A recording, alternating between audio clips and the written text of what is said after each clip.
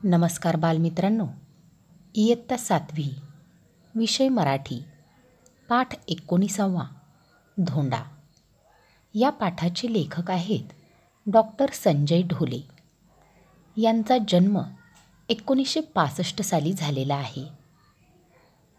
विविध आंतरराष्ट्रीय नियतकालिकातून यांच्या विज्ञान कथा प्रसिद्ध आहेत. प्रतिशोध, प्रेमाचा रेणू, अश्मजीव, संकरित, अंतराळातील मृत्यू हे विज्ञान कथासंग्रह त्यांचे प्रसिद्ध आहेत. विद्यार्थी मित्रांनो, धोंडा ही एक विज्ञान कथा आहे. तर या कथेमध्ये राजू नावाच्या मुलाची गोष्ट आहे. पहा, राजू हा चौकस बुद्धीचा आणि जिज्ञासू वृत्तीचा असतो. त्याला रस्त्यामध्ये एक दगड मिळतो. तो रात्रीचा चकाकताना त्याला दिसतो. तेव्हा राजूला खूप आश्चर्य वाटते. राजू तो दगड शिक्षकांना दाखवतो. शेवटी शास्त्रज्ञ तो दगड ओळखतात. तो परग्रहावरून आलेला दगडरूपी नरभक्षक व उपद्रवी सजीव प्राणी असतो. ते भयानक दगड नष्ट केले जातात. राजूच्या चातुर्यामुळे पृथ्वीवरचे संकट टळते. या पाठामधून आपल्याला कोणता संदेश किंवा शिकवण मिळते पहा. विज्ञानाचा नुसताच परिचय नव्हे, तर सखोल अभ्यास करण्याची विद्यार्थ्यांची क्षमता वाढवावी हा हेतू या विज्ञान कथेचा आहे. गोष्टी रूपाने खगोलशास्त्रातली किमया जाणून घेण्याची आवड मुलांना लागावी हे उद्दिष्ट साधले आहे. यानंतर आपण गोष्ट पाहूयात. राजू हा चौकस बुद्धीचा आणि जिज्ञासू मुलगा असतो. तर या ठिकाणी चौकस बुद्धी म्हणजेच पहा, तर कुतूहल मिश्रित बुद्धी, म्हणजे नेहमी आपल्याला हे असे का, ते असे का, असे प्रश्न पडतात पहा, तर त्याला चौकस बुद्धी म्हणतात. आणि जिज्ञासू म्हणजेच काहीतरी जाणून घेण्याची वृत्ती. तर राजू हा सतत काही ना काहीतरी उद्योग करत राहत असतो. नेहमी खूप प्रश्न विचारत असतो. 1/1 म्हणजे किती, 0/1 म्हणजे किती, आणि यामध्ये काय फरक आहे, सूर्याचं तापमान किती, असे अनेक प्रश्न तो विचारून भंडावून सोडत असतो. त्याला रस्त्यात कधी काही नवीन वस्तू किंवा एखादा प्राणी दिसला तर तो त्यातच रमत असे. एके दिवशी राजू नेहमीप्रमाणे शाळेतून घरी येत असतो. राजूचे मित्र पुढे निघून गेलेले असतात आणि तो एकटाच घरी येत असतो. संधिप्रकाश अंधूक होऊ लागत असतो, म्हणजेच अंधार पडत आलेला असतो. राजू एक दगड उचलून बॉलिंग करावी तसा फेकत रस्त्याने चालला होता. अचानक त्याला एक गुळगुळीत दिसणारा पण स्पर्शाला खरखरीत असा दगड त्याच्या हाती लागतो.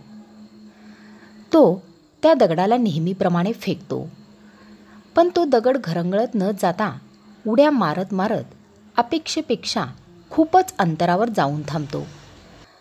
आपण गाडीला ब्रेक लावल्यानंतर गाडी जशी अचानक थांबते तसाच तो दगड थांबतो. ते पाहून राजूला खूप आश्चर्य वाटते. तो थोडा वेळ तेथेच थांबतो.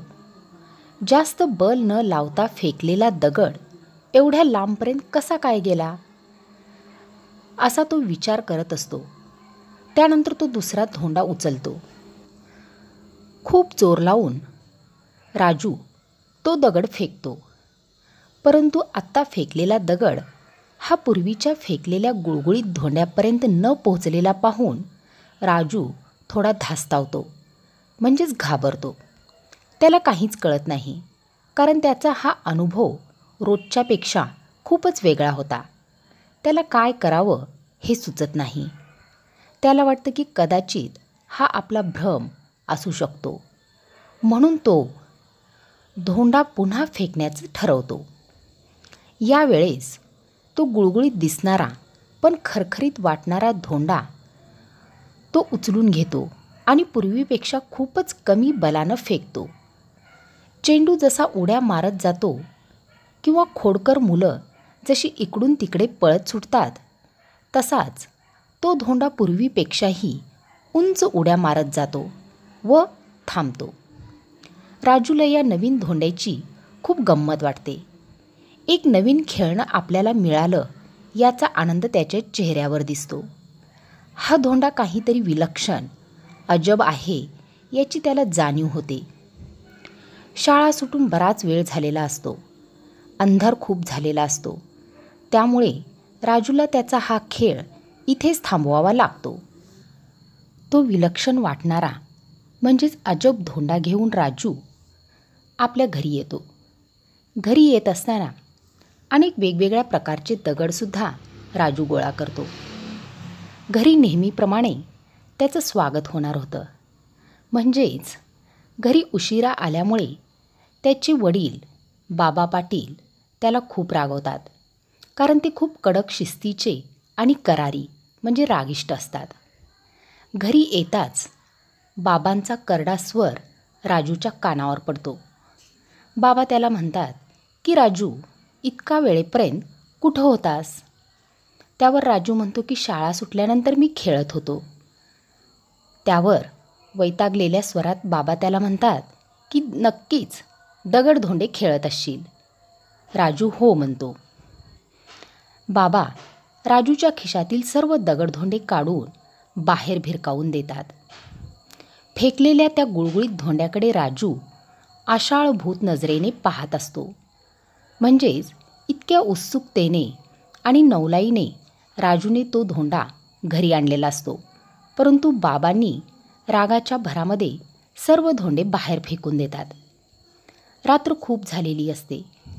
राजूला पण झोपच येत नव्हती. कारण बाबांनी त्याची सर्व धोंडे बाहेर फेकलेली होती. बाबांनी बाहेर फेकलेला तो गुळगुळीत धोंडा सारखा त्याच्या डोळ्यासमोर येत होता. आजूबाजूला पाहत तो बाहेर येतो. बाहेर खूप अंधार झालेला असतो. आता तो धोंडा राजूला कुठे सापडणार?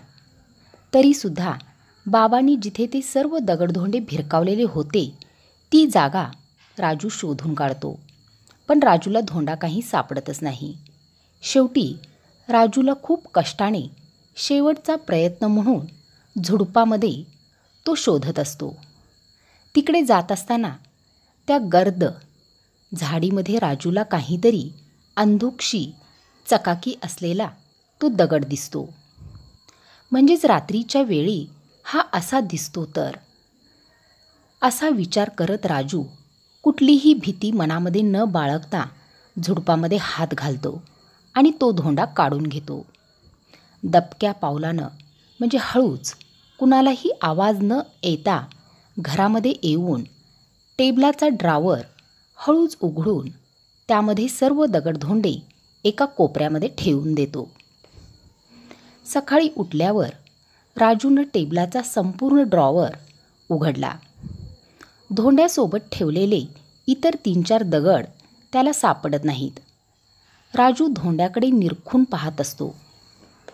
तो धोंडा त्याला आकारानं काहीसा फुगीर दिसतो. तो त्याला उचलतो तर तो पूर्वीपेक्षाही जड लागतो.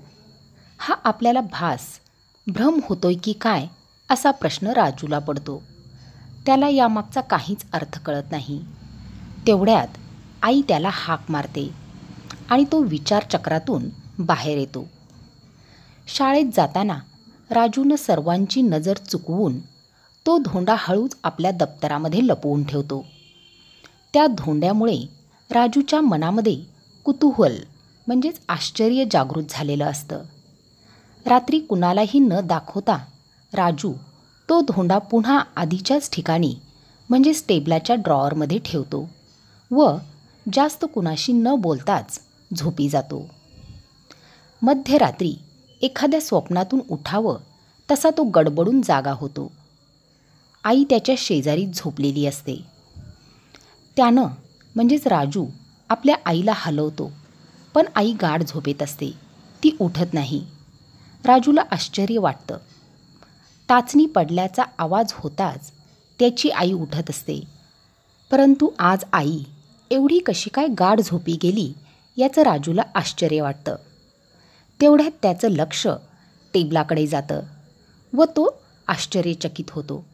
कारण जिथे धोंडा ठेवलेला असतो त्या बंद ड्रॉवरच्या फटीमधून प्रखर प्रकाशकिरणं बाहेर येताना त्याला दिसतात. एखाद्या चुंबकाकडे आकर्षित व्हावं तसा राजू त्या टेबलाकडं ओढला जातो.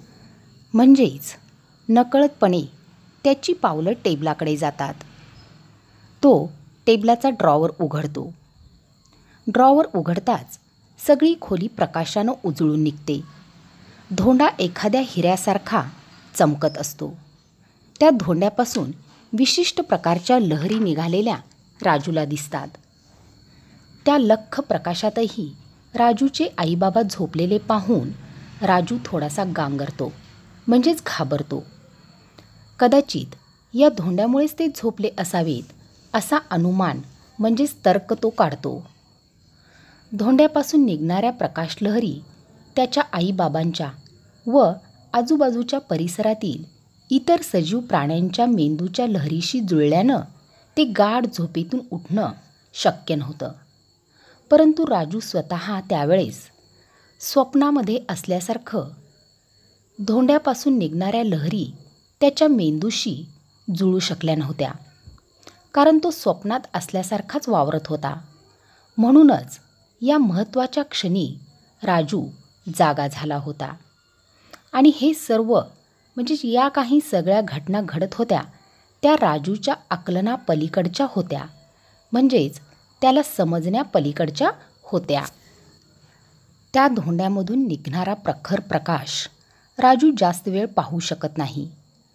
तो लगेच आपली नजर म्हणजेच दृष्टी दुसरीकडे वळवतो. परंतु काही क्षणानंतर त्या लख्ख प्रकाशात परत त्या प्रकाशमय धोंड्याकडे तो पाहत असतो.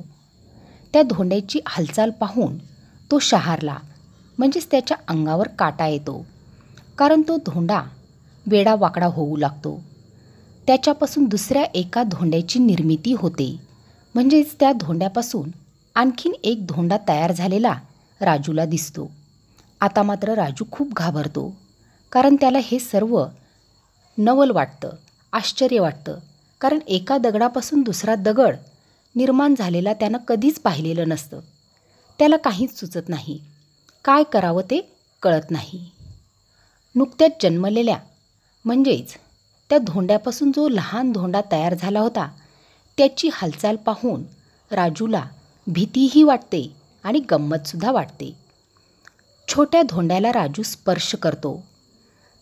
त्याला स्पर्श करण्याचा मोह त्याला टाळता येत नाही, परंतु तो त्याला स्पर्श करत नाही.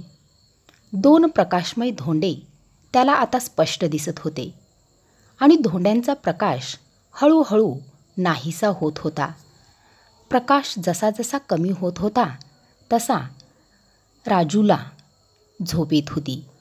म्हणजेच त्याच्या मेंदूवर झोपेचा अंमल चढू लागत होता. सकाळी उठल्यानंतर रात्रीचे स्वप्न किंवा रात्रीचा स्वप्नातला प्रसंग राजूला आठवला. तसा तो धावत धावत त्या टेबलाकडे जातो. त्याला ड्रॉवरमध्ये एक लहान व दुसरा मोठा धोंडा पाहून त्याचं हृदय परत धडधडू लागतं. त्याला खूप भीती वाटते. म्हणजेच आपण रात्री जे पाहिलं ते खरंच होतं याची त्याला खात्री पटते. राजू लगेच दोन्ही धोंडे त्याच्या खिशात ठेवतो. राजू शांतपणे आपली शाळेची तयारी करतो आणि शाळेत निघून जातो. शाळेमध्ये गेल्यानंतर राजू शिक्षकांना, मित्रांना त्या धोंड्याविषयी सांगण्याचा प्रयत्न करतो. परंतु तो नेहमीच काहीतरी विचित्र वागत असतो, म्हणून सर्वजण त्याच्याकडे दुर्लक्ष करतात. तो खूप नाराज होतो.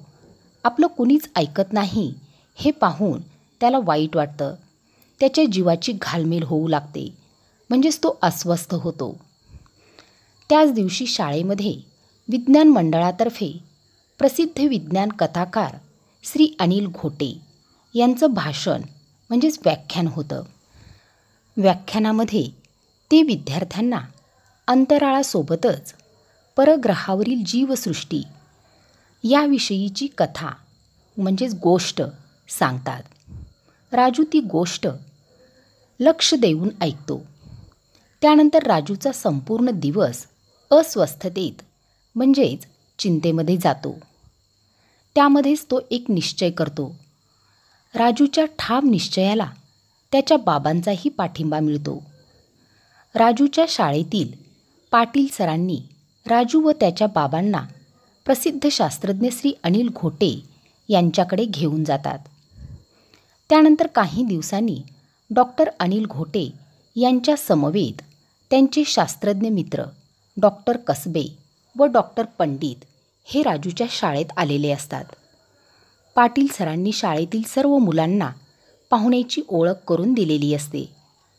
श्री घोटे म्हणतात की राजू हा अतिशय चलाख, चाणाक्ष व हुशार मुलगा आहे.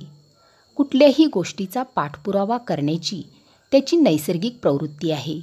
म्हणजे कुठल्याही गोष्टीमागचे कारण शोधून काढण्याची त्याची वृत्ती आहे. कुतूहलापोटी जमवलेल्या धोंड्याविषयी सांगण्यासाठी राजू 6 दिवसापूर्वी त्याच्या बाबाबरोबर माझ्याकडे आला होता. त्याच्या हातातले धोंडे पाहून मलाही प्रथम त्याच्याविषयी शंका आली होती, परंतु पुढे धोंड्याविषयीचा अनुभव त्याने माझ्याजवळ सांगितला. त्यामुळे मी सुद्धा शहारलो. त्याच रात्री आम्ही प्रसिद्ध शास्त्रज्ञ डॉक्टर कसबे व डॉक्टर पंडितांकडे गेलो. राजूविषयीची ही सर्व माहिती डॉक्टर घोटे सर्वांना सांगत असतात. मध्येच ते थांबतात. त्यानंतर डॉक्टर कसबे म्हणतात की राजूनं सांगितलेल्या अनुभवानं आम्ही सर्वजणच चरकलो, म्हणजेच आश्चर्यचकित झालो. त्यांच्या समोरच ते 2 धोंडे राजूनं ठेवले होते आणि त्या रात्री आम्ही सर्वांनी, म्हणजेच सर्व डॉक्टरांनी आणि शास्त्रज्ञांनी संशोधनाला सुरुवात केली. हा तुमचा छोटा राजूही आमच्याबरोबर होता. त्या धोंड्यातून आम्हाला धक्कादायक माहिती मिळाली. हे धोंडे दूरवर असलेल्या परग्रहावरील सजीव प्राणी होते. आपल्यापेक्षा कित्येक पटीने बुद्धिमान असेच धोंडे अमेरिकेच्या एका प्रांतात सापडल्याची नुकतीच बातमी आलेली आहे, असे डॉक्टर कसबे म्हणतात. आणि या धोंड्यामध्ये पृथ्वीवरील सजीवाबरोबरच निर्जीव वस्तूही गिळंकृत करण्याची क्षमता असते.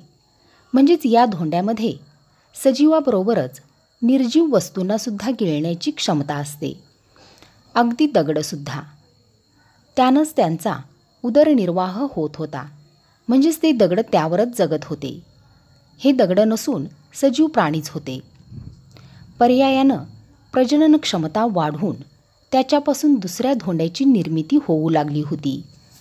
म्हणजेच परग्रहावरील हे जे धोंडे होते यांच्यामध्ये प्रजनन क्षमता, म्हणजेच दुसरा जीव निर्माण करण्याची क्षमतासुद्धा होती. राजूनं हे शोधलं नसतं तर काही वर्षातच मानवांचा सुद्धा नायनाट, म्हणजे मानवसुद्धा नष्ट झाले असते. तर तो धोंडा शोधण्यामध्ये राजू यशस्वी झाला होता आणि यामागचं संशोधन शोधण्यामध्ये सुद्धा सर्वजण यशस्वी झाले होते. परंतु या सर्वाचं श्रेय राजूलाच आहे. राजूमुळेच पृथ्वीवरील अरिष्ट म्हणजे संकट टळलेलं आहे, असं डॉक्टर कसबे आणि डॉक्टर घोटे म्हणतात. पाहिलंत ना विद्यार्थी मित्रांनो, राजूला जी विचित्र सवय होती की रस्त्यामध्ये काहीही पडलेलं त्याचं बारकाईनं निरीक्षण करायचं, त्यामागचं कारण शोधायचं. त्याची ही जी सवय होती त्या सवयीमुळेच पृथ्वीवर जे संकट येणार होतं ते संकट टळलेलं होतं.